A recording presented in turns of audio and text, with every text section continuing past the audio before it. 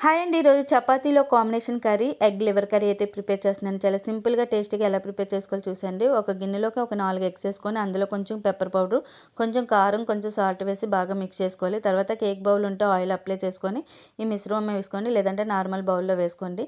Stove మీద బాండీ పెట్టుకొని కొంచెం వాటర్ వేసుకొని డబుల్ బాయిల్ మెథడ్‌లో ఒక 10 మినిట్స్ అయితే కుక్ చేసుకోవాలి. సో, ఇది చల్లారిన తర్వాత చాక్‌తో కట్ చేసుకొని మొత్తం అంతా వచ్చేస్తది. చిన్న చిన్న పీసుల్లా కట్ చేసుకొని పక్కన పెట్టుకోవాలి. స్టవ్ మీద బాండీ పెట్టుకొని ఒక 4 స్పూన్లు ఆయిల్ వేసుకొని ఇందులో ఒక 2 ఆనియన్స్, కొంచెం జీడిపప్పు, వెల్లుల్లిపాయలు, అల్లం ముక్కలు, బిర్యానీ ఆకు, ఒక లవంగ, ఒక దాల్చిన చెక్క అండ్ ఒక ఇలాచి, తర్వాత 2 ఎండుమిరపకాయలు, కొంచెం సాల్ట్, కొంచెం పసుపు, ఒక కప్పు కొత్తిమీర వేసి బాగా ఫ్రై చేసుకోవాలండి.